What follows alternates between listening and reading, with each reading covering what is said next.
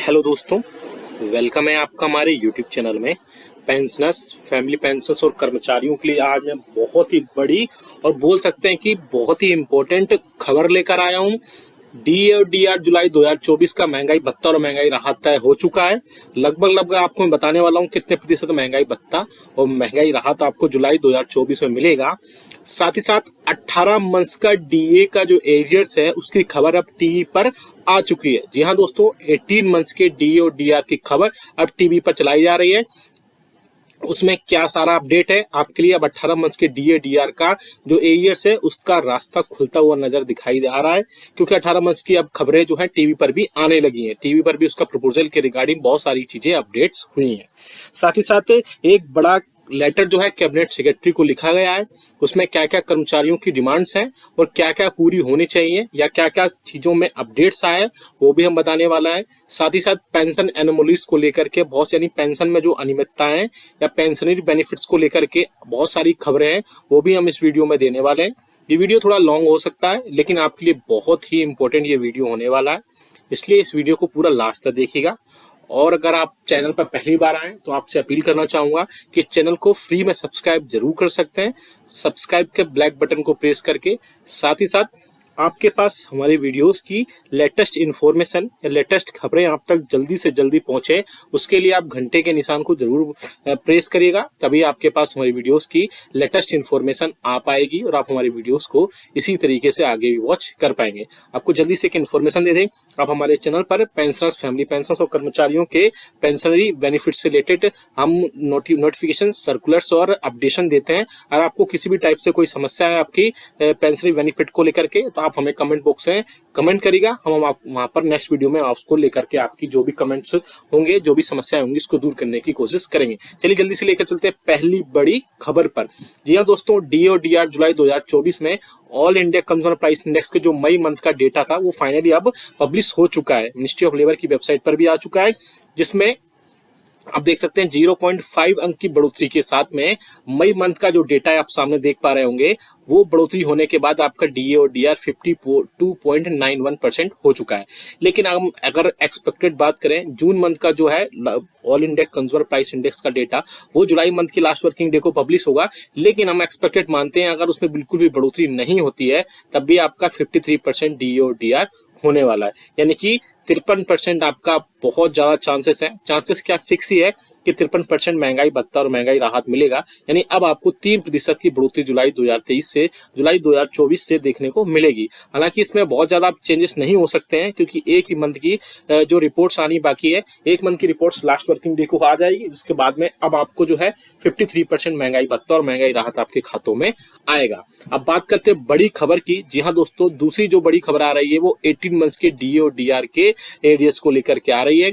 TV पर जो है मैं बताऊंगा किस चैनल पर ये खबर आ रही है, साथ ही साथ क्या बड़ी अपडेट थी आप सामने स्क्रीन पर देख सकते हैं। न्यूज नेशन डिजिटल की तरफ से ये खबर आ रही है टीवी पर। केंद्रीय कर्मचारियों को मिली बड़ी खुशखबरी। जी हाँ दोस्तों, क्या खुशखबरी है वो भी हम जानेंगे इसमें, कि 18 मंथ्स का जो डीए और डीआर का एरियर्स था वो जो रोका गया था उस पर अब मुहर लग सकती है।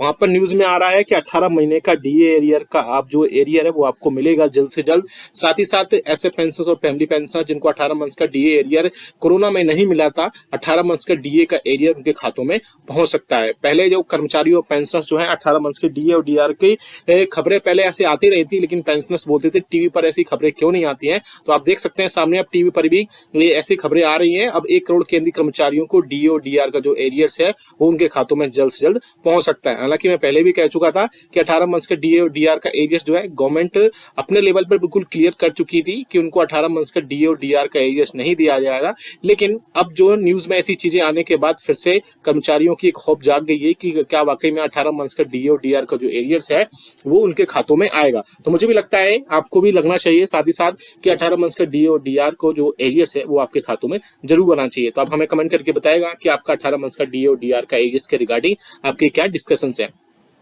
नेक्स्ट खबर जो आप देख सकते हैं, मिनिस्ट्री ऑफ फाइनेंस के डिपार्टमेंट ऑफ एक्सपेंडिचर के E5 ब्रांचेस जो है एक लेटर लिखा गया है मिस्टर शिव गोपाल मिश्रा को, जो उसकी सेक्रेटरी है स्टाफ साइड NCJCM के, जिसमें पेंशन को लेकर के डिस्कशन होने के चलते एक मीटिंग इंपॉर्टेंट रखी गई है 15 जुलाई 2024 को मंडे को, जिसमें बोला गया है कि you are requested to kindly attend the same along with the other representatives of the staff side NCJCM।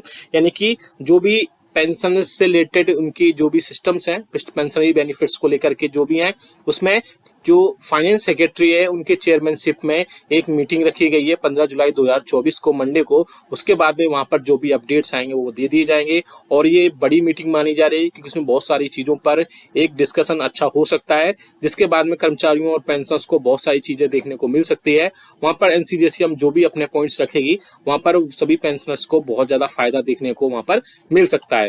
Next खबर आ रही है, आप देख सकते हैं confederation of central government employees and worker की तरफ से कैबिनेट सेक्रेटरी को जो है कैबिनेट सेक्रेटरीट के वहां पर उनको एक लेटर लिखा गया है जिसमें उनकी कई सारे चार्टर ऑफ डिमांड्स सौंपी गई हैं, जहां पर उनको बोला गया है कि confederation of central government employees and workers है वो वहां पर कई सारे चार्टर डिमांड्स सौंप रहा है, जिसमें से कौन कौन सी चीजें वहां पर पूरी होनी चाहिए। आप देख सकते हैं कौन कौन सी वो डिमांड्स हैं, जिसमें साथ ही साथ उन डिमांड्स में कॉपी टू में फाइनेंस सेक्रेटरी जो कि मिनिस्ट्री ऑफ फाइनेंस के है उनको कॉपी किया गया है, यानी उनको भी एड्रेस किया गया है कि वो सारी चीजें वहां तक पहुंचे।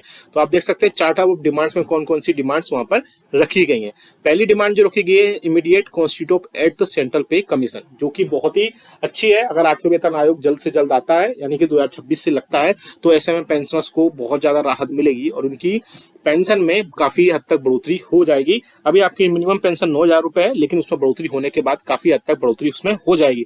उसमें डिपेंड करेगा क्या फिटमेंट फैक्टर है, किस फिटमेंट फैक्टर पर 8वें वेतन आयोग को इम्प्लीमेंट किया जाता है, क्योंकि 7th पे कमीशन में 2.57 बेसिस पर किया गया था, 8th पे कमीशन उसके बाद ही सारी चीजें वहां पर अपडेट की गई थी और उसी के बेसिस पर आपका फिर जो है पेंशन जो है 9,000 रुपए तय की गई थी। लेकिन 8वें वेतन आयोग में जो फिटमेंट फैक्टर होगा वही सबसे इंपॉर्टेंट या बोल सकते हैं कि क्रूशियल रोल प्ले करेगा आपकी पेंशन साथ ही साथ कर्मचारियों की जो है बेसिक सैलरी को बढ़ाने में। नेक्स्ट जो आ रही है आप देख सकते हैं scrap NPS restore OPS for all employees. ये एम्प्लॉइज की बहुत पहले से डिमांड रही है कि सरकार एनपीएस को स्क्रैप करके फिर से ओल्ड पेंशन स्कीम को लेकर के आए। साथ ही साथ जो 1 जनवरी 2004 से जो कर्मचारियों भर्ती हुए हैं या रिक्रूटमेंट हुआ उन सभी को फिर से ओल्ड पेंशन स्कीम को रिस्टोर किया जाना चाहिए और एनपीएस को वहां का हटा करके फिर से ओल्ड पेंशन स्कीम को वहां पर लाना जाना चाहिए। आप इस बारे में क्या सोचते हैं हमें कमेंट करके जरूर बताएगा। जैसे कि मैं 18 मंथ्स के डीए और डीआर की बात की थी कि जो कि कोविड-19 के टाइम पे 18 मंथ्स के डीए और डीआर को फ्रीज किया गया था, उसको वहां पर देने की फिर से बात की जा रही है। अब पॉइंट नंबर 3 में देख सकते हैं टू रिलीज 18 मंथ्स डीए और DR arrears which was frozen during the कोविड-19 pandemic to employees and pensioners, restoration of committed part of pension after 12 years instead of 15 years at present। जिसमें बड़ी बात की जा रही है कि 18 मंथ्स के डीए डीआर का जो एरियर्स है जो कि कोविड-19 के टाइम पे फ्रोज किया गया था, पेंडेमिक के टाइम पे एम्प्लॉइज और पेंशनर्स को फिर से वहां पर दिया जाना चाहिए। साथ ही साथ एक और इम्पोर्टेंट आप देख सकते हैं यहाँ पर लेटर है इम्पोर्टेंट, यहाँ पर अपडेट दी गई है कि जो कम्यूटेशन पार्ट है पेंशन का वो वहां पर जो है 15% है, उसके 15 साल है, उसकी जगह पर 12 साल पेंशन का कम्यूटेशन होना चाहिए। क्योंकि कम्यूटेशन को लेकर के पहले भी पेंशनर्स और कर्मचारी परेशान रहे हैं इस चीज को लेकर के कि कम्यूटेशन का जो पार्ट है पेंशन का वो 15 साल की जगह 12 साल या 10 साल तक होना चाहिए, ना कि 15 साल। इस पर क्या जवाब आता है वो हमें कमेंट करके जरूर बताएगा आपका। साथ ही साथ जो कंपनसेट बेसिस है उस पर जो 5% की सीलिंग है उसको हटा करके फिर से जितने भी डिसीज्ड एम्प्लॉइज हैं या जो एक्सपायर हो जाते हैं एम्प्लॉइज उनकी जगह पे 100% अपॉइंटमेंट दी जानी चाहिए। ये भी एक अच्छा डिसीजन हो सकता है गवर्नमेंट का। आगे वाले पॉइंट नंबर 5 पे आप देख सकते हैं fill up all vacant post of all cadres in departments, stop outsourcing and contractualisation in government departments. तो आप देख सकते हैं कि जो वैकेंसी जितनी भी खाली है सारे कैडर्स में डिपार्टमेंट्स में उन सबको वहां पर भर्ती की जानी चाहिए। आगे आप देख सकते हैं इसमें फेडरेशंस और यूनियंस को लेकर भी कई सारे अपडेट दिए गए हैं। साथ ही साथ जो कैजुअल एम्प्लॉइज है उनको, कॉन्ट्रेक्चुअल लेबर्स है, जीडीएस एम्प्लॉइज हैं उनको भी इक्वल पे के पर सारी चीजें रखी जानी चाहिए, जो कि ऑटोनोमस बॉडीज के सेंट्रल गवर्नमेंट एम्प्लॉइज में जो भी सारी चीजें वहां पर अलाउंसेस और भत्तेस वगैरह जो सारे उनकी बेसिक वगैरह होती है उन सबको चीजें वहां पर की जानी चाहिए। तो 7 बड़े इसमें चीजें हैं, 7 बड़े डिमांड्स हैं कर्मचारियों की, जो कि एसोसिएशन और फेडरेशन लगातार सरकार से इसमें बातचीत कर रहे हैं। तो आप हमें कमेंट करके बताएगा कि आपको इनमें से सबसे पहले कौन सी डिमांड पूरी होती दिखाई दे रही है, या फिर आपके हिसाब से इनमें से कौन सी डिमांड सबसे पहले पूरी होनी चाहिए। इसके अलावा पेंशनर्स के लिए 18 मंथ्स का डीए और डीआर के रास्ते अभी काफी खुल सकते हैं, क्योंकि अभी बजट सेशन स्टार्ट हुआ है। तो बजट सेशन में जो है सभी लोगों ने अपने अपने प्रपोजल से गवर्नमेंट को भेजे हैं। अब देखते हैं मिनिस्ट्री ऑफ फाइनेंस की तरफ से या वित्त मंत्रालय की तरफ से क्या क्या चीजों पर अपडेशन मिलता है, साथ ही क्या क्या चीजों पर, इन सारी चीजों पर आप हमें कमेंट करके बताएगा कि कौन कौन सी चीजों पर अब आगे इसमें चीजें ऐड हो सकती हैं। ये वीडियो अच्छा लगा तो लाइक जरूर करिएगा, इसको सभी ग्रुप्स में अपने जितने भी है उसको शेयर जरूर कर देगा।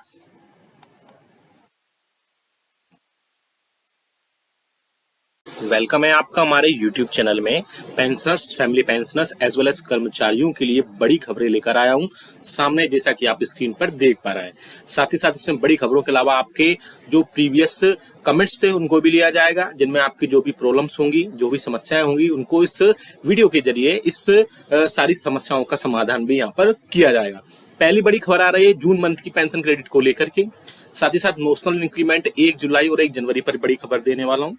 साथ ही साथ आप फॉर्म 16 डाउनलोड पर भी एक बड़ा जो है अपडेट आया है, वो भी मैं देने वाला हूँ। चौथी खबर है आपके कि जुलाई में आपके बेसिक में 3% का इंक्रीमेंट होने वाला है। कैसे होगा वो बताऊंगा। साथ ही साथ पांचवी जो बड़ी खबर है वो फैमिली पेंशन में बढ़ोतरी को लेकर के, फैमिली पेंशन पर एक बड़ी अपडेट मैं दूंगा, इसलिए पूरे वीडियो को लास्ट तक देखिएगा। और अगर चैनल पर पहली बार आए, मैं अपने व्यूवर से एक अपील करना चाहूंगा, हमारे चैनल को प्लीज सब्सक्राइब जरूर करिएगा। हम बहुत ही इन्फॉर्मेशन, अच्छी इन्फॉर्मेशन और अपडेशन के साथ इन्फॉर्मेशन देते हैं। चैनल को फ्री में सब्सक्राइब जरूर करिएगा, सब्सक्राइब के ब्लैक बटन को प्रेस करके। साथ ही साथ आप हमारे वीडियोस की लेटेस्ट इन्फॉर्मेशन के लिए आपको घंटे के निशान को यानी कि बेल आइकन को प्रेस जरूर करना है, बेल आइकन को जरूर दबाना है, तभी आपके पास हमारी वीडियोस की लेटेस्ट इन्फॉर्मेशन, लेटेस्ट अपडेट्स आप तक आ पाएंगी और आप हमारे वीडियोस को आगे इसी तरीके से आगे भी वॉच कर पाएंगे। चलिए सीधा लेकर चलते हैं। और इसके अलावा एक और हम बात इन्फॉर्मेशन दे दें आपको, अगर आपकी पेंशन या पेंशन बेनिफिट से रिलेटेड कोई अगर प्रॉब्लम्स हैं तो आप हमें कमेंट बॉक्स में कमेंट करिएगा, हम नेक्स्ट वीडियो में उसको लेने की कोशिश करेंगे और आपका जो भी प्रॉब्लम्स होगी वहां पर सॉल्व करने की पूरी कोशिश की जाएगी। चलिए सीधा लेकर चलते हैं पहली बड़ी खबर पर। जून मंथ की पेंशन आपके खातों में क्रेडिट हो चुकी है, तो आप हमें सबसे पहले कमेंट करके बताएगा कि आपकी जून मंथ की क्या पेंशन खातों में आ गई है। अगर नहीं आई है तो आप अपना बैंक स्टेटमेंट, या मैसेज कई बार नहीं आते हैं तो आप बैंक स्टेटमेंट चेक करिएगा, या ऑनलाइन देख सकते हैं तो ऑनलाइन जरूर चेक करिएगा कि आपकी इस मंथ की आपकी पेंशन खातों में क्रेडिट हुई है या नहीं हुई है, क्योंकि बहुत सारे मैक्सिमम पेंशनर्स की खातों में आ चुकी है। तो आप हमें कमेंट करके बताएगा कि आपकी इस मंथ की पेंशन आपके खातों में आई है या फिर नहीं आई है। अगर नहीं आई है तो वो भी हम बताएंगे क्यों नहीं आई है और क्या रीजंस उसके हो सकते हैं। अब बात करते हैं दूसरा बड़ा नोशनल इंक्रीमेंट को लेकर के। तो नोशनल इंक्रीमेंट मैं अपने प्रीवियस वीडियोस में भी कई बार बता चुका हूं, लेकिन बहुत सारे पेंशनर्स और फैमिली पेंशनर्स ऐसे होते हैं जिनको इसके बारे में जानकारी नहीं होती है और उनका एक इंक्रीमेंट का लॉस उठाना पड़ता है। बेसिकली नोशनल इंक्रीमेंट ऐसे इंक्रीमेंट को कहा जाता है, या ऐसे पेंशनर्स जो 30 जून को या 31 दिसंबर को रिटायरमेंट होते हैं, लेकिन जो उनका नेक्स्ट प्रमोशन होता है या नेक्स्ट इंक्रीमेंट होता है वो 1 जनवरी और 1 जुलाई को लगता है। तो ऐसे में उनको कई बार नोशनल इंक्रीमेंट नहीं दिया जाता है।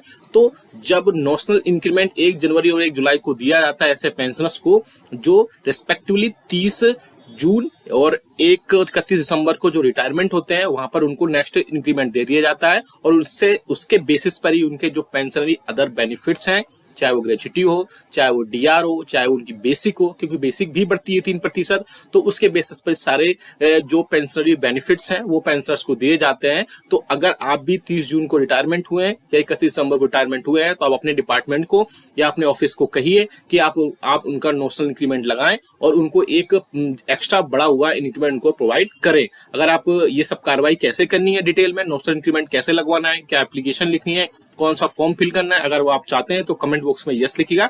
हम आपको वहां पर एक पूरा डिटेल्ड वीडियो बना देंगे जिसमें नोशनल इंक्रीमेंट के बारे में सारी जानकारी दी गई होगी, और वहां से आप एक्स्ट्रा इंक्रीमेंट डाउनलोड कर सकते हैं। एक्स्ट्रा इंक्रीमेंट आप वहां से ले पाएंगे, जिससे आपके और भी सारे जो बेनिफिट्स हैं उसमें भी आपको सीधा सीधा फायदा मिल पाएगा। बात करते हैं तीसरी बड़ी खबर की। तो अब जो है आपका फॉर्म 16 डाउनलोड कर सकते हैं। जो स्पर्श के पेंशनर्स हैं वो स्पर्श से सीधा डाउनलोड कर सकते हैं, और जो अलग मिनिस्ट्री से डिपार्टमेंट के पेंशनर्स हैं वो वहां से भी अपना फॉर्म 16 डाउनलोड कर सकते हैं। इवन जो एम्प्लॉइज हैं, सर्विंग एम्प्लॉइज हैं, वो भी अपने ऑफिस से, जहां भी डीडीओ आपका होता है, कैश डिपार्टमेंट्स होता है, वहां से जाकर के अपना फॉर्म 16 वहां से ले सकते हैं और सारी चीजें उसमें अपडेशन करवा सकते हैं। अगली बड़ी खबर की तब चले।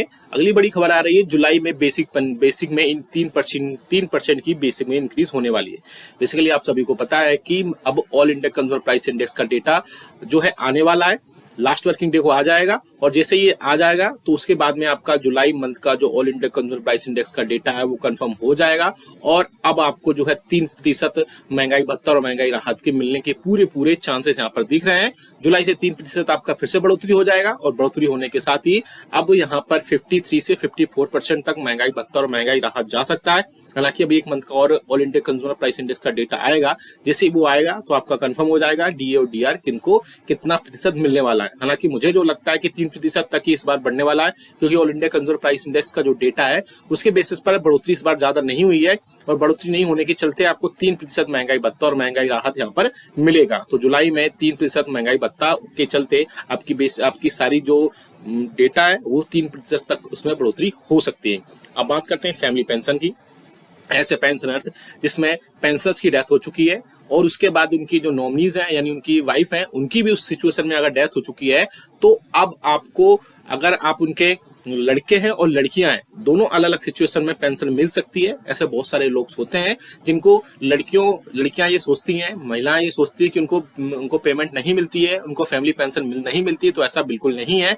आप अगर जो है आपने अगर अभी तक शादी नहीं हुई है, या आप विडो हैं, या फिर आप डाइवोर्सी हैं, तो आप अपनी फैमिली पेंशन के लिए एलिजिबल हैं, अपनी फैमिली के लिए, अपने पेरेंट्स के लिए, और वो आप ले सकते हैं। इवन जो लड़के भी हैं, अगर वो कुछ नहीं करते हैं और 25 साल से कम की एज है, तो वहां पर भी वो फैमिली पेंशन के लिए अप्लाई कर सकते हैं। लेकिन सिचुएशन यही होनी चाहिए कि पेंशनर्स और उसकी वाइफ वहां पर जो डेथ उनकी होनी चाहिए। अगर वो डेथ हो गई है तो आप अपनी पेंशन के लिए फिर से अपने ऑफिस या डिपार्टमेंट में संपर्क करिए, और वहां से आप अपना जो है आपका इसमें सारी जो अपडेट फॉर्म फिल करिए, और आपको फैमिली पेंशन वहां पर स्टार्ट हो जाएगी। आप अगर चाहते हैं कि हम इस पर एक डिटेल वीडियो बनाएं तो कमेंट बॉक्स में यस लीजिएगा। हम फैमिली पेंशन आपको कैसी मिले उस पर भी वहां पर बात कर सकते हैं। अब बात करते हैं ऐसे पेंशनर्स की जिनकी एज 80 ईयर्स हो गई है, लेकिन अभी तक उनको एडिशनल पेंशन खातों में नहीं दी गई है। हाँ जी हाँ दोस्तों, ऐसे बहुत सारे पेंशनर्स हैं जिनकी एज 80 साल की सर्विस हो चुकी, 80 साल की एज पूरी हो चुकी है, लेकिन उसके बाद भी उनको एडिशनल पेंशन अभी तक नहीं दिया गया है। तो ऐसा में गवर्नमेंट ने एक नोटिफिकेशन और सर्कुलर जारी किया है, और उन्होंने बताया है कि बहुत सारे पेंशनर ऐसे हैं जिन्होंने अपनी डेट ऑफ बर्थ सही से नहीं लिखी है। सपोज किसी की डेट ऑफ बर्थ 1/1/1964 है, तो उन्होंने सिर्फ 1964 लिखा हुआ है, या फिर मंथ नहीं लिखा गया है, या एग्जैक्टली डेट नहीं लिखी गई है। तो आपके जितने भी पीपीओस हैं उनमें आप अपनी जो डेट ऑफ बर्थ है वो बिल्कुल क्लियर कराइए, और ऑफिस में आप अपना मिलिए और उनसे सारी चीजें उनको बताइए कि हमने डेट सारी इन्फॉर्मेशन अपडेट्स करा दी है अपने रिकॉर्ड ऑफिस में जाकर के। उसके बाद से अब आपकी पेंशन में जो एडिशनल जो 20% की वृद्धि होती है वो वहां पर हो जाएगी, और 20% बढ़ोतरी होने के बाद में वहां पर जो आपकी बेसिक पेंशन में काफी हद तक बढ़ोतरी देखने को मिलेगी। तो ऐसे अभी बहुत सारे पेंशनर्स हैं जिन्होंने 80 साल की एज पूरी कर ली है, लेकिन उनको जो है फाइनली एडिशनल पेंशन का फायदा अभी तक नहीं पहुंच पाया, और आपने वहां पर इन्फॉर्म भी करना होता है। आप इन्फॉर्म करेंगे अपने रिकॉर्ड ऑफिस में जाकर के, सारे फॉर्म फिलअप करेंगे, सारी जो भी फॉर्मेलिटीज होती हैं वो सारी चेकअप करेंगे। चेक करने के बाद वहां पर सारी चीजें इन्फॉर्मेशन दे देंगे, और उसके बाद में आपकी एडिशनल पेंशन वहां पर लग जाएगी। अब एक और बात करते हैं यहाँ पर 18 मंथ्स के डी और डीआर पर। तो 18 मंथ्स के डी और डीआर पर अभी लेटेस्ट अपडेट्स ये आया है कि आने वाले दिनों में इस पर कोई ना कोई एक पॉजिटिव देखने को मिल सकता है। मीडिया में जो खबरें आ रही हैं अगर उनकी माने तो कर्मचारियों पेंशन और फैमिली पेंशन के 18 मंथ के डी और डीआर पर बड़ी इन्फॉर्मेशन देखने को मिल सकती हैं। जी हाँ दोस्तों, 18 मंथ की बात करें तो उस पर सुनने में आ रहा है या मीडिया में जो खबरें आ रही हैं कि जल्द से जल्द इस पर पॉजिटिव कोई ना कोई अपडेट आ जाएगा, और कर्मचारियों पेंशनर्स और फैमिली पेंशनर्स के लिए इसमें एक बड़ी सी राहत की खबर मिल सकती है। आपको जानकारी के लिए बता दी कि कोविड के टाइम पे 18 मंथ का डीए और डीआर का एरिया सामने रोका गया था, जिसके बाद कर्मचारियों पेंशनर्स फैमिली पेंशनर्स को बढ़ते हुए रेट पर तो दिया गया था डीए डीआर, लेकिन 18 मंथ का डीए और डीआर प्रोवाइड नहीं कराया गया था। इसके बाद यूनियंस और फेडरेशन लगातार सरकार से रिगार्डिंग बातचीत कर रहे थे, और उन्होंने अब जो है एक और फिर से लेटर लिखा है जिसमें कर्मचारियों पेंशन फैमिली पेंशनर्स के 18 मंथ्स के डी और डीआर को बहाल या रिस्टोर करने की बात कही गई है। आगे जब भी इसमें कोई ऑफिशियल अपडेट आएगा तो हम आपको जरूर बता देंगे। ये वीडियो आपको अच्छा लगा तो लाइक करिएगा, साथ ही साथ आपने जितने भी इन्फॉर्मेशन के लिए आपको कमेंट बॉक्स में यस लिखने के लिए कहा तो यस जरूर लिखिएगा, और नो बोला है तो नो जरूर लिखिएगा। वीडियो अच्छा लगा तो लाइक करिएगा, शेयर सभी के साथ करिएगा ऐसी इन्फॉर्मेशन। और दोस्तों, वेलकम है आपका हमारे यूट्यूब चैनल में। पेंशनर्स, फैमिली पेंशनर्स और कर्मचारियों के लिए मैं इसमें 3 बड़ी खबर लेकर आया हूं। जी हाँ दोस्तों, बजट पर मैं बात करने वाला हूं कि बजट सेशन 2024 में पेंशनर्स और कर्मचारियों के लिए क्या क्या मिलने वाला है। क्या 18 मंथ्स के डीए और डीए एरियर्स का पैसा एक मुश्त मिलने वाला है, क्या एडिशनल पेंशन में बढ़ोतरी होने वाली है। इसके अलावा और भी एक मैं सक्सेस स्टोरी बताने वाला हूं, पेंशनर्स को खाते में 3 लाख रुपए तक आ सकते हैं। कैसे आएंगे पूरा डिटेल में जानेंगे, पूरे वीडियो को लास्ट तक देखिएगा, बने रहिए आप हमारे चैनल पर। आपसे एक अपील करना चाहूंगा, अगर आपने हमारा चैनल अभी तक फ्री में सब्सक्राइब नहीं किया है तो चैनल को फ्री में सब्सक्राइब कर लीजिएगा। सब्सक्राइब के ब्लैक बटन को प्रेस करके साथ ही साथ आप हमारे वीडियोस की लेटेस्ट इन्फॉर्मेशन और लेटेस्ट अपडेट्स के लिए घंटे के निशान को यानी कि बेल आइकन को प्रेस करना बिल्कुल मत भूलेगा, तभी आपके पास हमारी वीडियोस की लेटेस्ट इन्फॉर्मेशन आ पाएगी और आप हमारे वीडियोस को इसी तरीके से आगे भी वॉच कर पाएंगे। आपको जानकारी के लिए जल्दी से एक इन्फॉर्मेशन दे दें कि आप हमारे चैनल पर कर्मचारियों, पेंशनर्स और फैमिली पेंशनर्स के रिलेटेड, उनके वेलफेयर से रिलेटेड इन्फॉर्मेशन, अपडेट्स और सर्कुलर देखते हैं। अगर आपको भी कोई अपने पेंशनरी बेनिफिट से रिलेटेड कोई समस्या है, कोई डाउट है, तो आप हमें कमेंट, या आपके पेंशन टाइम पर नहीं आती है तो आप हमें कमेंट बॉक्स में जरूर कमेंट करिएगा। हम नेक्स्ट वीडियो में उसे कमेंट को लेंगे और आपकी प्रॉब्लम को सॉल्व करने की जल्दी से जल्दी कोशिश करेंगे। चलिए सीधा लेकर चलते हैं जो भी मेन मुद्दा उस पर। तो जी हाँ दोस्तों, बजट 2024 की डेट अनाउंसमेंट हो चुकी है। जो ऑनरेबल फाइनेंस मिनिस्टर है वो 2024-25 का बजट 23 जुलाई को पेश करेंगी, यानी 23 जुलाई से स्टार्ट हो जाएगा। 22 जो आपका उसमें जो सेशन है, बजट सेशन है, और 22 अगस्त से लेकर के आप देख सकते हैं कि 12 अगस्त तक ये सेशन चलेगा। साथ ही साथ और भी कई सारी चीजें इसमें होंगी और 2024-25 का आम बजट पेश किया जाएगा। तो पहले तो इसमें सबसे बड़ी बात है कि आम जनता के लिए जो चीजें होंगी वो रखी जाएंगी। इसके साथ ही साथ कर्मचारियों, पेंशनर्स और फैमिली पेंशनर्स के लिए भी कई चीजें इसमें ऐड हो सकती हैं। हालांकि कर्मचारियों, पेंशनर्स और फैमिली पेंशनर्स की जो यूनियंस और फेडरेशन है, उन्होंने फाइनेंस मिनिस्ट्री को और भी कई जगह पर, एनसीजेसीएम ने भी कई जगह पर एक लेटर लिखा है और जिसमें बजट सेशन में उसको बात करने की कोशिश की है कि इन सब चीजों को भी बजट सेशन में शामिल किया जाना चाहिए। जैसे पहला बड़ा मुद्दा हमेशा रहा है 18 मंथ्स के डीए और डीआर के एरियर्स को लेकर के। आप सभी को पता है, प्रीवियस वीडियोस में भी मैं कई बार बता चुका हूं कि 18 मंथ्स के डीए और डीआर के एरियर्स जो है उसका एरियर्स आपको मिलना चाहिए। बहुत सारे पेंशनर्स ये बोलते हैं कि 18 मंथ्स का डीए और डीआर के एरियर्स गवर्नमेंट मना कर चुकी है, अब वो नहीं मिलेगा। ये बात बिल्कुल सत्य है, ये बात बिल्कुल ट्रू है, लेकिन 18 मंथ्स का डीए और डीआर का एरियर्स आपका जो है आपका पैसा है और आपको मिलना ही चाहिए। इसलिए यूनियंस और फेडरेशन भी इसके लिए चाहती है कि बजट में इसके लिए अलग से एक राशि फिक्स होनी चाहिए। जो भी बजट हो इस 18 मंथ्स के डीए और डीआर का एरियर्स का, वो आपको मिलना चाहिए। बात करते हैं दूसरी बड़ी रिक्वेस्ट की, जो कि आ रही है एडिशनल पेंशन को लेकर के। जी हाँ दोस्तों, अगर बजट सेशन में एडिशनल पेंशन का जो पैसा है वो एक मुश्त अगर वहां पर बजट में अलॉट हो जाता है तो उसकी अप्रूवल मिल जाती है, तो आपको एडिशनल पेंशन 5, 10 और 15% मिल जाएगी। 5, 10 और 15% एडिशनल पेंशन का मतलब है कि आपकी 60 से 65 साल के बीच में आपको 5%, 65 से 70 साल के बीच में आपको फिर से 5% यानी 10%, 70 से 75 साल के बीच में फिर से 5%, और 80 ईयर्स की एज पूरी करने के बाद आपको पता ही है कि आपको 20% आपकी बेसिक पेंशन में बढ़ोतरी 7वें वेतन आयोग के रिकमेंडेशन के हिसाब से ऑटोमेटिक हो जाती है। साथ ही साथ अगर आप थोड़ी सी इन्फॉर्मेशन और ऐड कर दूं उसमें, आप 100 ईयर्स की एज पूरी कर लेते हैं तो आपको जो आपकी बेसिक पेंशन होती है उसकी डबल यानी कि पूरी पेंशन आपको वहां पर प्रोवाइड करा दी जाती है। हालांकि खैर ये बात को हम छोड़ते हैं, अभी बात करते हैं बजट सेशन की। तो बजट सेशन में ये 2 बड़े मुद्दे रहेंगे कर्मचारियों और पेंशनर्स के, जिसमें 18 मंथ्स का डीए और डीआर का एरियर्स होगा। साथ ही साथ एडिशनल पेंशन में बढ़ोतरी है, जितनी 5, 10 और 15% की बढ़ोतरी है उसके लिए क्या देखते हैं, क्योंकि बहुत सारे यूनियंस और फेडरेशन ने सरकार को लेटर भी लिखा है और इसमें बोला है कि बजट सेशन में इनको शामिल किया जाए और बजट में इनकी राशि को वहां पर बजट अलॉटेड किया जाए। अगर आप भी चाहते हैं कि बजट में इनकी राशि अलॉटेड हो और ये आपको 18 मंथ्स का डीए और डीआर का एरियर्स हो, तो जो और एडिशनल पेंशन जो आपकी है 5, 10 और 15% वो आपको मिले, तो जितना हो सके इस वीडियो को लाइक करिए और जितना हो सके इस वीडियो को शेयर करिए, सबके पास ये वीडियो पहुंचाइए, और जिससे आपको आपका 18 मंथ्स के डीए डीआर एरियर्स और एडिशनल पेंशन में वृद्धि हो सके, क्योंकि ये दोनों ही आपको मिलने चाहिए। और बाकी पेंशनर्स भी बहुत सारी चीजें इसमें बोलते हैं, उसमें भी उन सब चीजें ऐड होनी चाहिए। अब बात करते हैं एक ऐसे पेंशनर्स की जिन्होंने अपनी डिसेबिलिटी पेंशन से 5 साल बाद 3,53,000 रुपए ली, और बाद में उन्होंने क्या क्या उन्होंने स्टेप्स उठाए या कहां उन्होंने कंप्लेंट्स की, इसमें हम उनकी सक्सेस स्टोरी जानेंगे। ऑफिशियल है ये, गवर्नमेंट की तरफ से ही सर जो है इसमें सारी चीजें अपडेट की गई हैं। तो मैं बता दूं, यहाँ पर एक पेंशनर्स थे, उन्होंने 31 दिसंबर 2019 को जो डिसेबल थे, डिसेबिलिटी पेंशन के लिए उन्होंने वहां पर इंक्लूड किया उस टाइम पर, रिटायरमेंट के टाइम पे, लेकिन उनके बहुत सारे रिप्रेजेंटेशन डालने के बाद भी उनकी जो डिसेबिलिटी पेंशन थी वो 2022 नवंबर तक भी स्टार्ट नहीं हो पाई। इसके बाद उन्होंने जो डिसेबिलिटी का एरियर्स था वो उसकी पेंशन के लिए जनवरी 2020 में से लेकर के अक्टूबर 2022 के बीच में, उसके बाद ये सारी चीजें होती रही और जो प्रोसेस थी वो टाइम लेती रही। लेकिन इसके बाद उन्होंने फिर से इसी के मीन टाइम में एक CPENGRAMS पोर्टल के बारे में उनको पता चला और वहां पर उन्होंने कंप्लेंट फील्ड की 22 सितंबर 2023 को, जिसका नंबर आप सामने भी देख सकते हैं। इसके बाद वो जो केस था, जो कंप्लेंट फील्ड की गई थी, उसको आगे कंसर्न ऑफिस को यानी कि PCDA को फॉरवर्ड वहां से कर दी गई।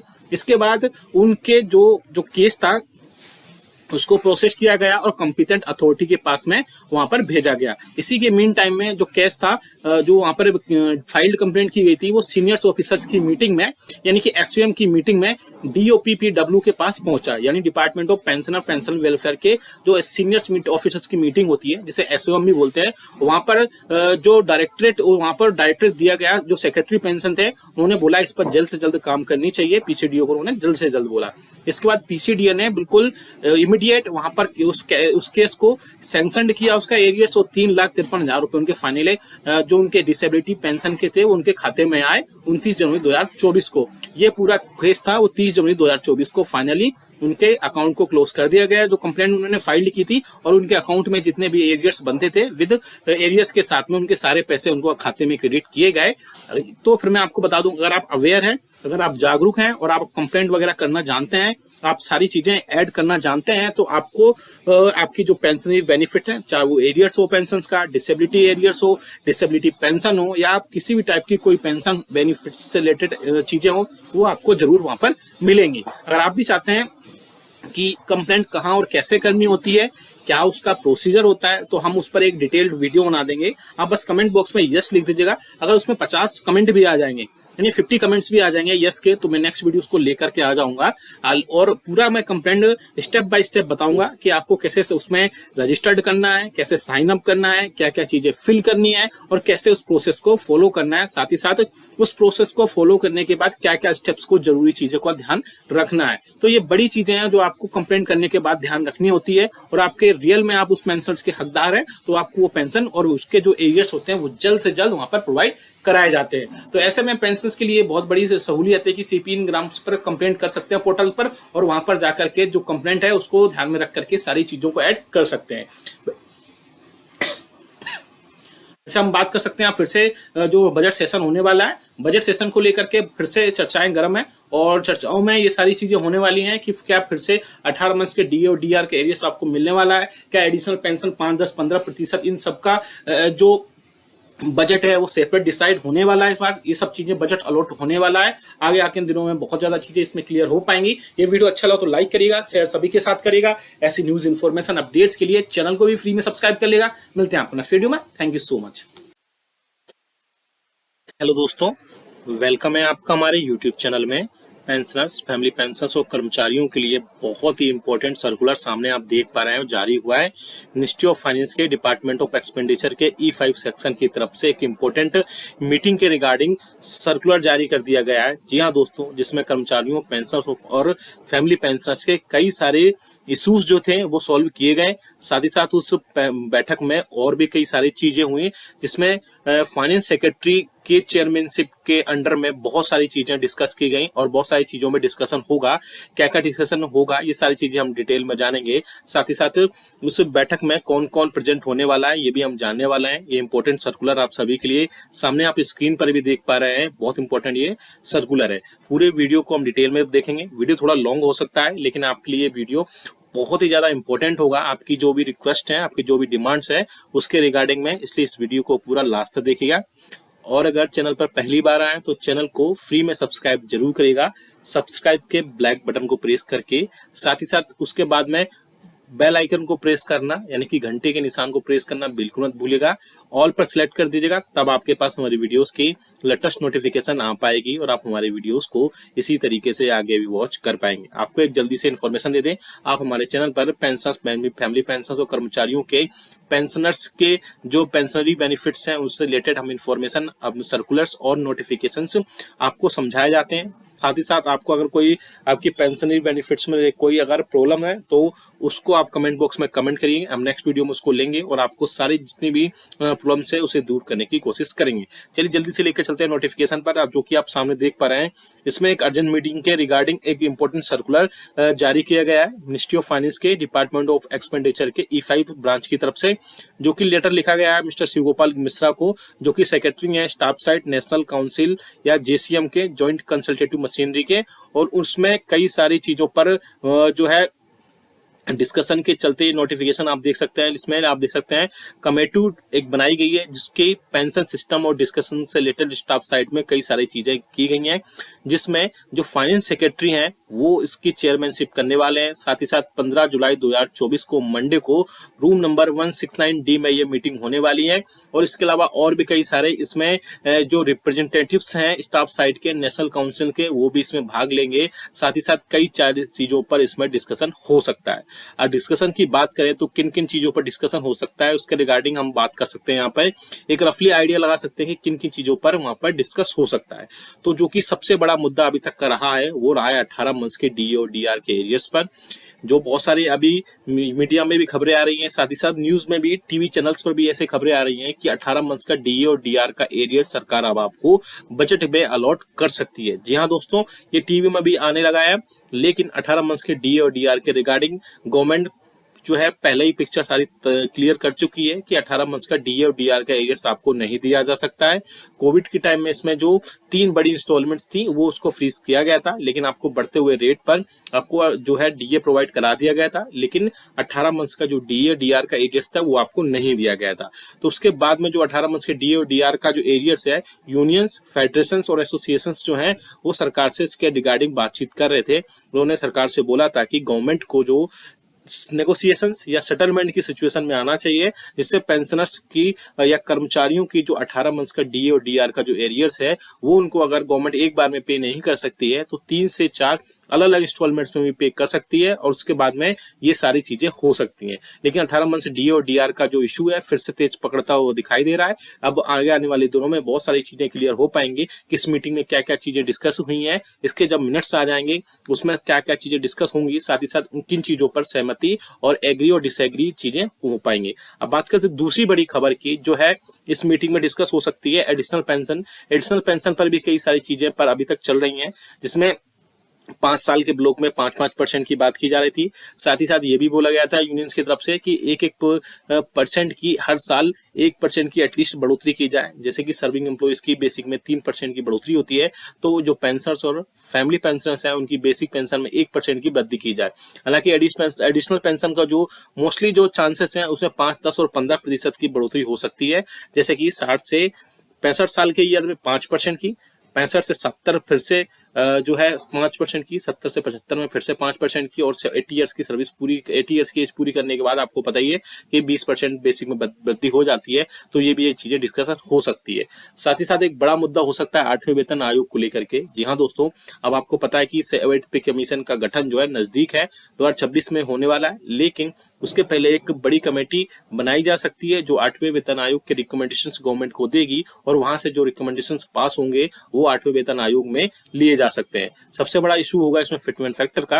आपको जानकारी के लिए बता दूं मैं कि 7 CPC में जो फिटमेंट फैक्टर था वो 2.57 बेसिस पर लिया गया था, और 6 पे कमीशन से उसको 2.57 बेसिस पर मल्टीप्लाई करने के बाद आपका 7 पे कमीशन बना था। तो 8वें वेतन आयोग में सबसे इंपॉर्टेंट होगा फिटमेंट फैक्टर, कि फिटमेंट फैक्टर क्या लिया जाए।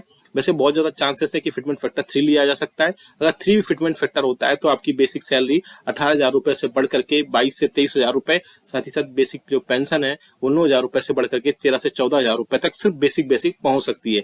लेकिन 8वें वेतन आयोग पर अभी बात करना थोड़ा सा चीजें क्लियर हो पाएंगी जब इस साल के एंडिंग में हम जाएंगे, जब कमेटी गठित होगी या कमेटी जो भी रिकमेंडेशंस देगी गवर्नमेंट को, उसमें बहुत सारी चीजें क्लियर होंगी, और उसी के बाद में सारी चीजें क्लियर होने के बाद 8वें वेतन आयोग का गठन हो सकेगा। हालांकि 8वें वेतन आयोग का गठन अब जो है जल्द से जल्द हो जाना चाहिए। पेंशनर्स भी अब बोल रहे हैं, साथ ही साथ यूनियंस और फेडरेशन भी 8वें वेतन आयोग को लेकर के अब बहुत ज्यादा चीजें अवेयर हो गई हैं, और 8वें वेतन आयोग को गठन को लेकर के चर्चाएं अब बहुत ज्यादा तेज हो गई हैं।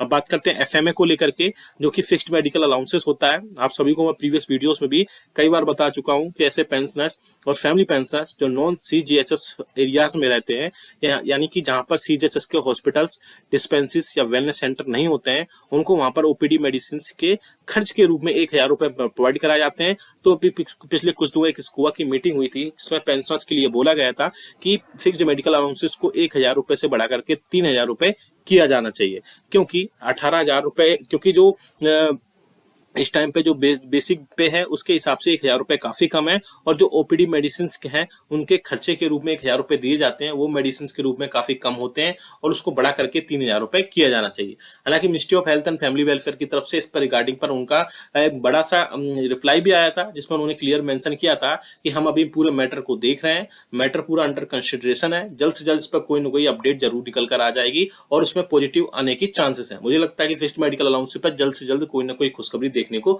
मिल सकती है। सबसे बड़ी बात, आप हमें कमेंट करके बताएगा कि आपके हिसाब से 18 मंथ्स का डीए डीआर का एरियर्स आपको मिलना चाहिए। साथ ही साथ आपकी जो एडिशनल पेंशन है उसमें 5, 10 और 15% की बढ़ोतरी होनी चाहिए या फिर नहीं होनी चाहिए, या आपके हिसाब से कोई और इसका अल्टरनेट निकाला जाना चाहिए। साथ ही साथ जो 8वें वेतन आयोग है यानी 8 सीपीसी है, उससे रिलेटेड कई सारी चीजें आगे क्लियर होंगी। आप भी अगर आपके कोई सुझाव है तो आप कमेंट बॉक्स में कमेंट करिएगा, वहां से आपके सुझाव ले लिए जाएंगे। साथ ही साथ पेंशनर्स और फैमिली पेंशनर्स के जो फिक्स्ड मेडिकल अलाउंसेस को लेकर भी जो चीजें हो रही हैं उस पर आगे आने वाले दिनों में बहुत सारी चीजें क्लियर हो पाएंगी। ये वीडियो अच्छा लगा तो लाइक करिएगा, इसको सभी ग्रुप्स में आपके शेयर कर दीजिएगा। वेलकम है आपका हमारे YouTube चैनल में। पेंशनर्स, फैमिली पेंशनर्स और कर्मचारियों के लिए कई सारे अपडेट्स लेकर आए, चाहे वो उनकी पेंशन में 5% बढ़ोतरी को लेकर के हो, 18 मंथ्स के डीए डीआर पर हो, साथ ही साथ नए पे कमीशन यानी 8वें वेतन आयोग के गठन से रिलेटेड हो, और भी कई ऐसे 14 पूरे इश्यूज होने वाले हैं इसमें, जिसमें हम बात करेंगे।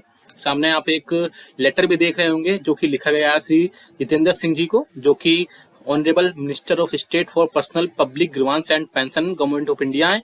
एक लेटर लिखा गया है। इसके अलावा और भी कई सारे लेटर्स लिखे गए हैं जिनमें पेंशन और फैमिली पेंशन से रिलेटेड कई सारी इंफॉर्मेशन और अपडेट्स होंगी। वीडियो को पूरा लास्ट तक देखिएगा, पूरा अंत तक देखिएगा। वीडियो थोड़ा लॉन्ग हो जाएगा लेकिन बहुत सारी चीजें अपडेट्स दूंगा मैं, बने रहिए आप हमारे चैनल पर। और अगर आप पहली बार चैनल पर आए तो चैनल को फ्री में सब्सक्राइब जरूर करेगा, सब्सक्राइब के ब्लैक बटन को प्रेस करके।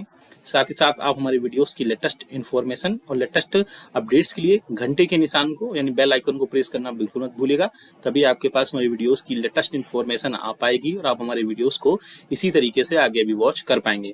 आप हमारे चैनल पर कर्मचारियों, पेंशनर्स और फैमिली पेंशनर्स के वेलफेयर से रिलेटेड कई सारी चीजें हम उनको बताते हैं। साथ ही साथ उनके जो कमेंट्स होते हैं वो कमेंट्स लेते हैं, और उनके जो भी सॉल्यूशन करने होते हैं वो हम आपको नेक्स्ट उसमें वीडियोस में लेकर आते हैं। अगर आपको भी कोई डाउट है तो आप हमें कमेंट करके जरूर बताएगा। आप सामने देख सकते हैं कि 18 जून 2024 को ये इंपॉर्टेंट लेटर लिखा गया है श्री जितेंद्र सिंह जी को, जिसमें कर्मचारियों और पेंशनर्स के लिए कई सारी चीजें एक बात की गई हैं, जिनमें से आप देखेंगे मैं इंपॉर्टेंट 14 इसमें लेटर्स में बात की गई है। मैं इंपॉर्टेंट बताऊंगा, आप ये डाउनलोड भी कर पाएंगे। अगर आपको डिटेल में पढ़ना है तो आप डिटेल में भी पढ़ सकते हैं इसको। कमेंट बॉक्स में यस लिखिएगा, उसके बाद इसको डाउनलोड कर पाएंगे।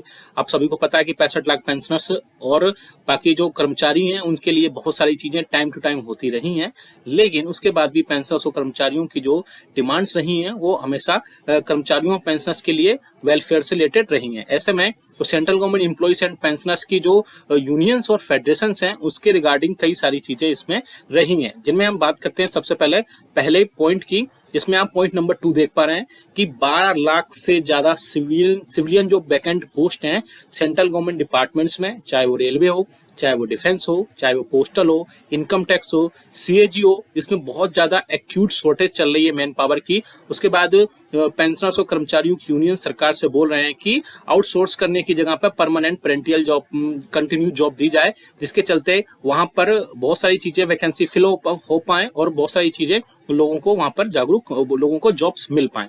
बात करते हैं पॉइंट नंबर 3 की, ये भी बहुत इंपॉर्टेंट है। इसमें हम बात करेंगे कि नेशनल पेंशन सिस्टम जो है उसको फिर से विड्रॉ किया जाए। साथ ही साथ सेंट्रल गवर्नमेंट एम्प्लॉइज की जो गारंटीड पेंशन स्कीम थी उसको रिस्टोर किया जाए, यानी ओल्ड पेंशन स्कीम को रिस्टोर किया जाए। आप देख सकते हैं इसके अलावा और भी कई सारे इसमें इश्यूज हैं। पॉइंट नंबर 5 देख सकते हैं, इंपॉर्टेंट है।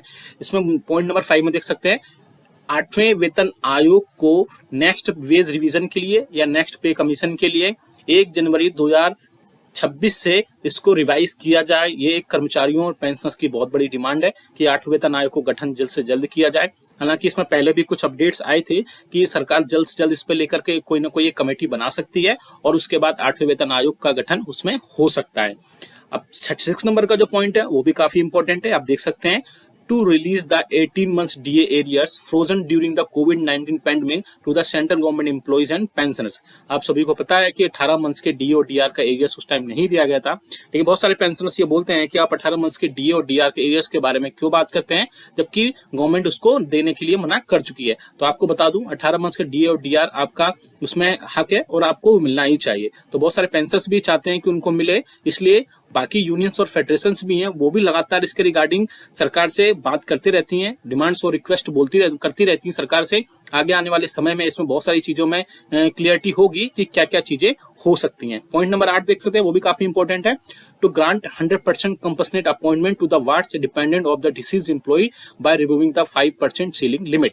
आप सभी को पता है कि कंपनसेट जो अपॉइंटमेंट है वो 5% की सीमित लिमिट है, लेकिन यूनियंस और फेडरेशन सरकार से बोल रहे हैं कि उनको 100% कंपनसेट अपॉइंटमेंट देना चाहिए जो भी उनके जो भी डिसीज्ड एम्प्लॉइज के डिपेंडेंट्स हैं, और उनको 5% सीलिंग से हटा करके 100% सीलिंग होनी चाहिए। इसके अलावा आप देख सकते हैं पॉइंट नंबर 10 काफी इंपॉर्टेंट है जो आपकी कम्यूटेड पेंशन से रिलेटेड है।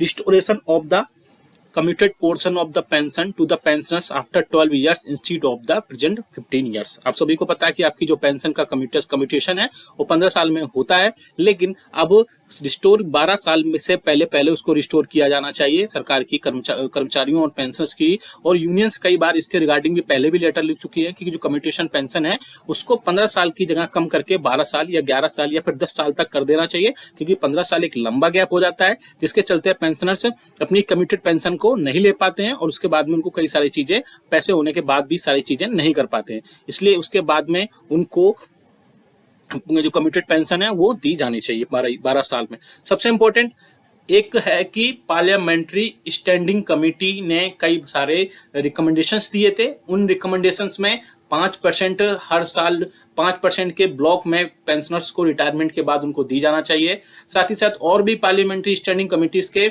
और ministry of health and welfare के कई सारे और भी जो रिकमेंडेशंस थे उसमें सीजीएचएस भी शामिल था, हॉस्पिटल्स भी शामिल थे, और इसके अलावा 5% जो है उनको पेंशन में बढ़ोतरी का भी दिया गया था। तो उसी के रिगार्डिंग पॉइंट नंबर 11 आप देख सकते हैं 11 नंबर पर, implementation of the recommendation of parliamentary standing committee to enhance the pension of the pensioners by 5% once in 5 years from the date of retirement। यानी आप देख सकते हैं कि जो भी पेंशनर्स हैं रिटायरमेंट के बाद में उनकी बेसिक पेंशन में हर 5 साल के ब्लॉक में 5% की बढ़ोतरी की जानी चाहिए। जैसे 60 से 65 साल के बीच में 5% की, यानी 65 साल की अगर एज पूरी कर लेता है कोई पेंशनर तो 5% की बेसिक पेंशन में उसकी बढ़ोतरी कर देनी चाहिए। 65 से 70 के बीच में 70 साल का जैसे ही पेंशन होगा तो 5% की फिर से बढ़ोतरी कर देनी चाहिए। हालांकि पार्लियामेंट्री स्टैंडिंग कमेटी इसके रिकमेंडेशन भी किए थे बहुत सारी चीजों पे, अभी उनका इम्प्लीमेंटेशन होना इसमें अभी बाकी रह गया है। पॉइंट नंबर 13 देख सकते हैं, to establish CGHS wellness center in the district as recommended by the Parliamentary Standing Committee of the Ministry of Health, and also to strengthen the CGHS by impelling more multi-specialty hospital and also revising the rates regularly। यानी जो parliamentary standing committee थी और ministry of health and welfare थे उसने suggestions दिए थे कि जितने भी CGHS के वेलनेस सेंटर हैं उसमें मल्टी स्पेशलिटी हॉस्पिटल को और ज्यादा इम्पैनल्ड किया जाए। साथ ही साथ जो रिवीजन जो रेट्स हैं उसके उनको रेगुलर बेसिस पर रिवाइज किया जाए, जिससे CGHS के जो रेट्स अभी काफी कम है इस टाइम पे और पेंशनर्स को ऐसा लगता है, लेकिन और भी चीजें हैं उसमें, अगर उनको उनकी रिवाइजिंग टाइम टू टाइम होती रहे जिससे कि उनको और भी कई सारी चीजों का फायदा मिल सके। इसके अलावा restoration of the railway employees railway concession given to the senior citizens which was suspended during the कोविड-19 पैंडेमिक। यानी कि जो सीनियर सिटीजन्स हैं या पेंशनर्स कह लो, उनके लिए जो रेलवे के कंसेशंस थे वो कोविड के टाइम पे सस्पेंड कर दिए गए थे। साथ ही साथ उनको बोला जा रहा है कि ये सब चीजों को फिर से रिस्टोर किया जाए। इसके अलावा पेंशनर्स के लिए कर्मचारियों के लिए इसमें कई और भी सारी चीजें हैं जिनको मैं रीड अभी नहीं किया है क्योंकि वो ज्यादा इंपॉर्टेंट नहीं थी। मैंने मोस्टली जो पेंशन से रिलेटेड चीजें थी वही इसमें डिटेल बात की है। आपको क्या लगता है कि इनमें से कौन कौन सी डिमांड्स, कौन कौन सी रिक्वेस्ट सरकार पूरी कर सकती है और सबसे पहले कौन कौन सी रिक्वेस्ट सरकार को पूरी करना चाहिए। आप ये नोटिफिकेशन भी डाउनलोड कर सकते हैं। वीडियो को लाइक करने के बाद कमेंट कर देना, यस लिख देना, उसके बाद ये पूरा डाउनलोड कर पाएंगे। साथ ही साथ मुझे जो लगता है कि सबसे पहले पेंशन की बेसिक पेंशन में बढ़ोतरी की जानी चाहिए, साथ ही साथ 18 मंथ्स का डी और डीआर के एरियर्स भी मिलना चाहिए। बाकी जो चीजें हैं वो धीरे धीरे होती रहेंगी, लेकिन ये 2 इंपॉर्टेंट रिक्वेस्ट सरकार से जरूर पूरी करनी चाहिए। वीडियो अच्छा लगा तो लाइक करिएगा, शेयर सभी के साथ करिएगा। ऐसी न्यूज इन्फॉर्मेशन अपडेट्स के लिए चैनल को भी सब्सक्राइब कर लेगा। मिलते हैं आपको नेक्स्ट वीडियो में। Thank you so much. Welcome है आपका हमारे YouTube चैनल में। आज मैं आपको 8वें वेतन आयोग पर बहुत सारी और बहुत ही इंपॉर्टेंट अपडेट्स दूंगा। मैं आपको बताऊंगा कि 8वें वेतन आयोग में क्या आपका फिटमेंट फैक्टर हो सकता है। सारा एक चार्ट लेकर आया हूं, डिटेल में बात करेंगे पूरा 8वें वेतन आयोग पर। आपके ग्रेड पे, आपके लेवल के हिसाब से क्या क्या आपका बेसिक होगा 8वें वेतन आयोग में, वो भी मैं बताऊंगा। क्या फिटमेंट फैक्टर हो सकता है वो भी मैं बताऊंगा। साथ ही साथ 4th, 5th, 6th और 7th पे कमीशन में कितने % की हाइक हुई आपकी, क्या फिटमेंट फैक्टर रहा, कितनी मिनिमम बेसिक सैलरी थी, कितनी मिनिमम बेसिक पेंशन थी, उस पर भी बात करेंगे। और जानेंगे कि 8वें वेतन आयोग का जो प्रपोजल है वो गवर्नमेंट कब तक दे सकती है, कब तक लागू हो सकता है, क्या सारे इसमें अपडेट्स होंगे। यानी एक ही वीडियो में आपके 8वें वेतन आयोग पर यानी कि 8th CPC पर सारे अपडेट्स मिल जाएंगे। साथ ही साथ आप अपनी बेसिक पेंशन और बेसिक सैलरी भी देख पाएंगे अगर 8वां वेतन आयोग जिस हिसाब से लागू हो सकता है। तो पूरा डिटेल में बात करेंगे, इसलिए इस वीडियो को पूरा लास्ट तक देखिएगा। और अगर चैनल पर पहली बार आए तो चैनल को फ्री में सब्सक्राइब जरूर करिएगा। सब्सक्राइब के ब्लैक बटन को प्रेस करके साथ ही साथ आप हमारी वीडियोस की लेटेस्ट अपडेट्स के लिए, लेटेस्ट इन्फॉर्मेशन के लिए बेल आइकन को यानी घंटे के निशान को प्रेस करना बिल्कुल मत भूलेगा। तभी आपके पास हमारी वीडियोस की लेटेस्ट अपडेट्स आ पाएगी और आप हमारी वीडियोस को इसी तरीके से आगे भी वॉच कर पाएंगे। सबसे पहले जानते हैं कि किन पे कमीशन में कितनी बढ़ोतरी हुई। थोड़ा एक रफली आइडिया लगेगा इससे कि 8th पे कमीशन में कितनी बढ़ोतरी हो सकती है। सामने एक आप चार्ट देख पा रहे हैं जिसमें 8th जिसमें पे कमीशन लिखा गया है। दूसरे नंबर पे आप देख सकते हैं कितने % हाइक हुआ वो देख सकते हैं, क्या फिटमेंट फैक्टर रहा वो यहाँ पर है। साथ ही साथ कितनी मिनिमम बेसिक सैलरी थी और उसके हिसाब से यहाँ पर किस हिसाब से बढ़ोतरी हुई। तो सबसे पहले हम बात करते हैं 4th पे कमीशन की। 3rd पे कमीशन से 4th पे कमीशन में जब हम आए तो वहां पर 27.6% की टोटल बढ़ोतरी हुई बेसिक में। फिटमेंट फैक्टर वहां पर नहीं था और मिनिमम बेसिक सैलरी उसके बाद हुई 750 रुपए। अब आगे चलते हैं 5th पे कमीशन में। जब 5th पे कमीशन आया तो 31% की यहाँ पर बेसिक सैलरी में बढ़ोतरी हुई। फिटमेंट फैक्टर यहाँ भी नहीं था और बेसिक सैलरी 750 रुपए से बढ़ करके 2550 रुपए यहाँ पर हुई। अब बात करते हैं 6th पे कमीशन की। इसमें बढ़ोतरी हुई 54% की और यहां से अब फिटमेंट फैक्टर इंट्रोड्यूस हुआ, यानी कि 2250 रुपए में 1.876 का मल्टीप्लाई करने के बाद रफली 7000 रुपए यहाँ पर आए। यानी फिटमेंट फैक्टर ऐसा क्रूशियल रोल प्ले करता है जब आपकी बेसिक सैलरी जो भी होगी और एक फिटमेंट फैक्टर निकल कर आएगा, उसके बाद ही यहाँ पर आपकी टोटल बेसिक सैलरी या बेसिक पेंशन काउंट होगी। सपोज करिए नेक्स्ट की बात करते हैं हम, यानी कि 7th पे कमीशन में 14.29% की बढ़ोतरी हुई और फिटमेंट फैक्टर अभी आपका जो प्रेजेंट में है वो 2.57 है। और बेसिक सैलरी की बात करें तो आपकी बेसिक सैलरी 18,000 रुपए और आपकी बेसिक जो पेंशन है वो 9,000 रुपए। और वो आती कैसे है, आपका जो भी प्रीवियस में 7,000 आपकी पे कमीशन में था और उसमें 2.57 का मल्टीप्लाई जब किया गया तो आप देख सकते हैं कि रफली एग्जैक्ट 18,000 नहीं आते हैं, रफली 18,000 रुपए आए, 17,500 आए तो उसको 18,000 रुपए बेसिक बनाएगा। अब बात करते हैं कि 8वें वेतन आयोग में कितने % का हाइक होगा, क्या फिटमेंट फैक्टर हो सकता है और कितनी मिनिमम बेसिक सैलरी या मिनिमम बेसिक पेंशन हो सकती है। अब हम उसकी बात करेंगे। आपने देखा यहाँ पर 4th से 5th के कमीशन में आप देख सकते हैं 31% का हाइक हुआ। 6th पे कमीशन में 54% का हाइक हुआ। 7th पे कमीशन में 14.29% का हाइक हुआ। वहीं बात करते हैं अगर 6th पे कमीशन की, तो उसमें फिटमेंट फैक्टर 1.86 रहा। वहीं 7th पे कमीशन की बात करते हैं, उसमें फिटमेंट फैक्टर 2.57 है जो करंटली अभी चल रहा है। अब बात करेंगे कि क्या 8वें वेतन आयोग में क्या फिटमेंट फैक्टर होना चाहिए। पहले आप भी वीडियो को रनिंग में ही कमेंट कर सकते हैं कि आपके हिसाब से कितना फिटमेंट फैक्टर होना चाहिए या कितने % की हाइक पेंशन और सैलरी में होने चाहिए जिससे आपकी मिनिमम बेसिक पेंशन और मिनिमम बेसिक सैलरी हो। हम पूरा डिटेल में चार्ट देखेंगे 8वें वेतन आयोग में क्या चार्ट होगा, क्या सारी अपडेट्स होंगी वो चार्ट हम लेकर आए। आप देख सकते हैं ये चार्ट है और हम इसमें फिटमेंट फैक्टर जो है 2.528 लेकर आए। यानी फिटमेंट फैक्टर हम अगर एक्सपेक्टेड बात करते हैं इसमें कम ज्यादा भी हो सकता है, एग्जैक्ट यही भी हो सकता है। मैं आपको एक रफली आइडिया दे रहा हूँ कि फिटमेंट फैक्टर 2.28 अगर हम लेकर चलते हैं तो क्या आपका बेसिक पेंशन होगा, क्या बेसिक सैलरी होगी, ये सारी चीजें हम इस पर बात करेंगे।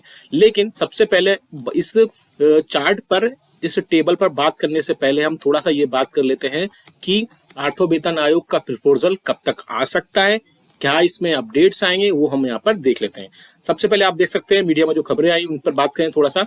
8th pay commission central government receives proposal expected to be unveiled in July 2024, यानी कि जुलाई 2024 तक सेंट्रल गवर्नमेंट एक प्रपोजल एक्सपेक्ट कर रहे हैं सेंट्रल गवर्नमेंट से। आप देख सकते हैं इसमें central government has received a comprehensive proposal to establish the 8th central pay commission CPC timed with the upcoming budget for 2024 expected to be unveiled in July. The proposal aims to review and revise the basic pay, allowances, pensions and other benefits for central government employees and pensioners. यानी कि जुलाई में जो budget session है, जो आने वाला budget session है, उसमें इस पर बात हो सकती है। आगे आप देख सकते हैं urgent call for the 8th pay commission. Mister Shiv Gopal Mishra, secretary of the national council staff side of joint consultative machinery यानी JCM for central government employees has urged the government to prioritise the formation of 8th CPC. In a detailed letter to the cabinet secretary, Mishra highlighted the need for this commission to address the economic challenges faced by the government employees and government pensioners. तो आप देख सकते हैं कि जो NCJCM के secretary है mister Shivgopal Mishra, उन्होंने गवर्नमेंट को एक लेटर लिखा है और लेटर में 8वें वेतन आयोग को जल्द से जल्द लाने की, जल्द से जल्द फॉर्म करने की बात कही गई है, क्योंकि इकोनॉमिक जो भी चैलेंजेस हैं वो बहुत ज्यादा फेस करने पड़ रहे हैं गवर्नमेंट एम्प्लॉइज को और गवर्नमेंट पेंशनर्स को। अब बात करते हैं थोड़ा सा बैकग्राउंड की और क्या टाइमिंग हो सकती है 8वें वेतन आयोग की, उस पर भी एक बड़ी हम यहाँ पर डिस्कशन करेंगे। Traditionally, the central government commission is formed every 10 years to evaluate and recommend changes to the pay structures, allowances and benefits of central government employees, incorporating necessary adjustment for inflation.